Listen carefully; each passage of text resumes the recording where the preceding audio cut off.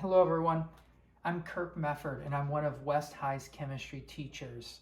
This week I'm going to lead us through the video lesson. Last week we were introduced to the behaviors of gases and how gas particles responded when we changed the size of their container and when we heated up the gas particles and cooled the gas particles down. This week we're going to solve 3 different gas law word problems using what we learned last week. This week's series of videos will be comprised of 3 videos, one for each of the 3 gas laws. All right, the first gas law we're going to discuss today is Boyle's law. Now you have experiences with Boyle's law. In last week's lesson, when you did the PhET simulation, in which you were able to manipulate, you were able to change the volume of the gas. So in this simulation, we have all these gas particles moving randomly in straight paths, bouncing off one another and running into the walls of the container, creating pressure. We can see that at this volume, the pressure exerted by the gas is around 30 atmospheres of pressure, 30.0, 30.1. Now, the big idea of Boyle's law is that when the volume of the container decreases, the pressure exerted by the gas particles increases. Now that's because when there's a smaller volume, the gas particles are running into the walls of the container more frequently. So more collisions means more pressure. Here, let me decrease the volume again, and we see another increase in pressure. And the opposite is true. If we were to increase the volume of the container, there would then be fewer collisions with the walls, and the pressure exerted by the gas particles decreases. And I make the volume larger, and we'll see another drop in air pressure. So we saw that last week. And the big idea is an increase in volume causes a decrease in gas pressure. And the opposite is true. A decrease in volume of the container causes an increase in gas pressure inside the container. That's why sitting on a balloon causes it to pop. You sit on the balloon, that causes a decrease in the volume of the balloon. The size of the balloon gets smaller, which results in higher pressure inside the balloon, and that causes the balloon to pop. Now, the equation for Boyle's law is P1 times V1 equals P2 times V2. Now, P1 and V1, those are the initial pressure of the gas and the volume of the container of the gas. You can think of this as the before side. And P2 and V2, these would be the final pressure and final volume. You can think of this side as the after side. Now, let me try to convince you why Boyle's law is important and practical. In last week's enrichment activity, you messed around, you played around with a syringe. Right? We can easily push the plunger of the syringe down, and we can pull the plunger of the syringe back. Now, if I were to close the end of this syringe, pushing the plunger down becomes much more difficult. In fact, if I push it down a bunch and let go of it, the air inside of the syringe pushes the plunger back up. And the opposite is true.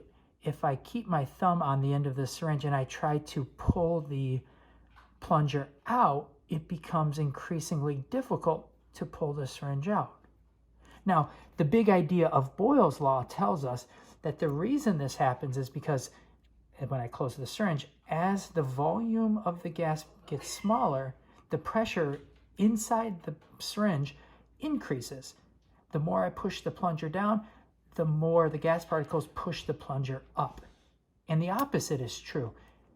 When I increase the volume of the gas, now there are fewer collisions between the gas particles and the walls of the container, the pressure inside the syringe goes down. And if I let go of the plunger, air particles in my living room push the plunger back down.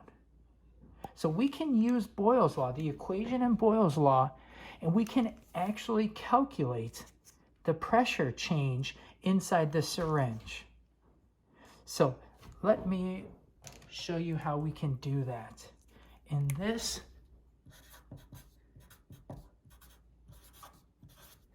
syringe scenario, we need to identify what is the starting pressure, the starting volume, the ending pressure, and the ending volume. Now, in these problems, we will typically be given 3 of the variables, and there'll be 1 unknown variable.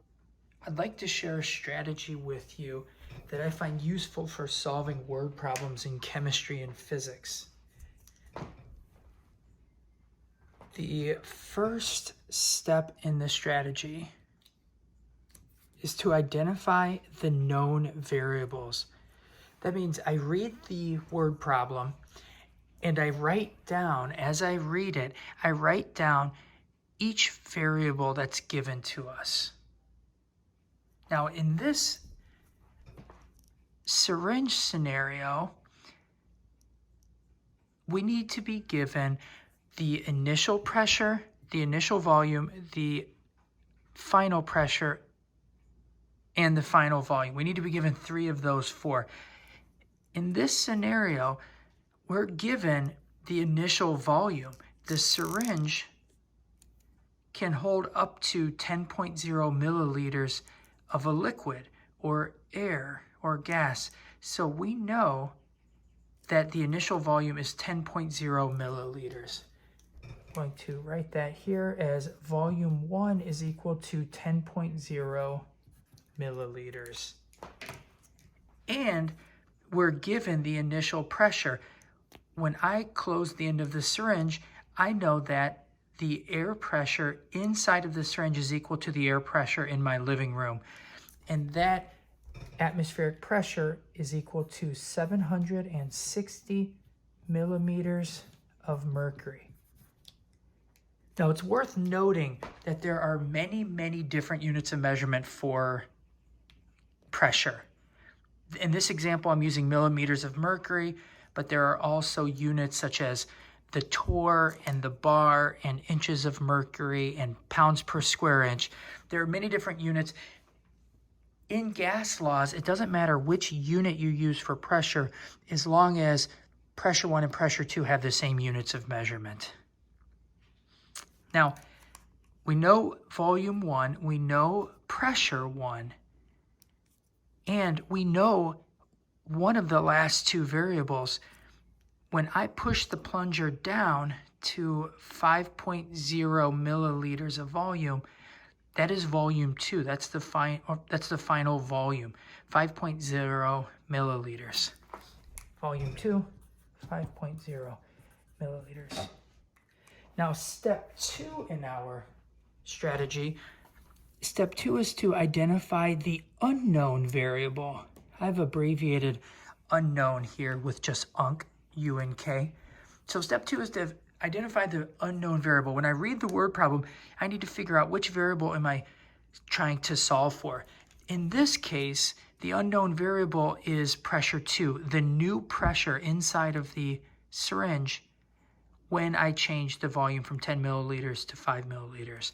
So pressure 2, I'm going to use question marks. Pressure 2 is the unknown variable. Now, step 3, once we have identified all of the known variables and all of the unknown variables, and we've ignored the variables that are given that aren't used in the equation, now it's time to rearrange the equation to get the unknown variable alone. So I'm going to write here, solve. So I begin with the equation for Boyle's law. P1 times V1 equals P2 times V2. And I need to rearrange the equation to get the unknown variable alone. In this case, the unknown variable is P2. So I want to rewrite the equation to get P2 all alone on its side of the equal sign. To do this, I'm going to move volume 2 to the other side of the equation, and I'm going to do that by dividing both sides of the equation by volume 2. That allows me to cancel volume 2. So now I can rewrite the equation as pressure 2 is equal to pressure 1 times volume 1 divided by volume 2. I now have the rearranged equation. Now I'm ready for step 4 of our strategy, which is to plug in all of the variables and the unknown variable. So I personally like using parentheses as placeholders for the variables. So I'm just going to write equals, parentheses for P1 where I'm going to write P1, parentheses for where I'm going to write V1, and parentheses for where I'm going to write V2. So I plug in all of the variables. P1 is equal to 760 millimeters of mercury. V1 is 10.0 milliliters. And V2 is 5.0 milliliters. Now here's where I point out how important it is to write units of measurement. I know early on in my high school career, I thought writing units of measurement was a pain in the butt, but stick with it and it'll be very beneficial. Writing the units of measurement allows you, as you proceed through the problem, to figure out if you're doing it correctly. It tells you if the units of measurement cancel out correctly, then you know you've set up the problem correctly. If they don't cancel out correctly, then you know you did not set up the equation correctly. So in this case, I can cancel out milliliters on bottom and milliliters on top. Anytime you have the same units on top and bottom of an equation, you can cancel out those units. That leaves us with millimeters of mercury, which is a unit of measurement for pressure, and that's what we are looking for. We are looking for the final pressure, and now we see that we have the units for pressure. So that just informs us that we have set up the equation correctly. So now I'm ready to do the final step of our strategy, which is I'm ready to calculate the answer and then write it correctly using the correct number of significant figures and units of measurement. So now I will do calculations. I'm going to multiply 760 times 10.0, that is 7,600, and the only units of measurement left are millimeters of mercury. And I'm going to divide that by 5.0, and that is 1,520 millimeters of mercury. And this is where, once I have an answer, this is where now I need to round to the correct number of significant digits. You may recall that the rule for rounding to the correct number of significant digits when you multiply measurements and divide measurements is to round to the fewest number of significant digits in your measurements. So if I look here, 760 is 2 significant digits. The 0 isn't significant. 10.0 is 3 significant digits. And 5.0 is 2 significant digits. And we round to the fewest number of significant digits in our measurements, which is 2. So I'm going to round 1,520 to 2 significant digits. The first two, 1 and 5. To round the 5, I'm going to look at the digit to the right, which is a 2. So I'm going to round down. That means our final answer is 1,500 millimeters of mercury. 2 significant digits, 1 and 5. Now, I can double check my work by just asking myself, does this answer make sense? Right, with the syringe, we made the volume smaller. So what do we expect to happen to the pressure of the air inside of the syringe? Well, if we look at the big idea, when we make the volume smaller, the volume of the container smaller, we expect the air pressure inside of the container to increase. So we made the volume smaller in the syringe. We expect the final pressure to be higher than the initial pressure. Initial pressure, 760 millimeters of mercury. Final pressure, 1,500 millimeters of mercury. Since P2 is higher, that is what we expected. That tells us that we likely did the problem correctly.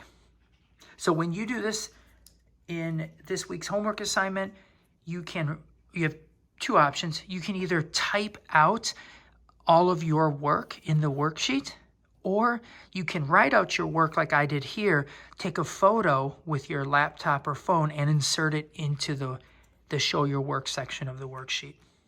All right, next up is Charles's law. Thanks for watching.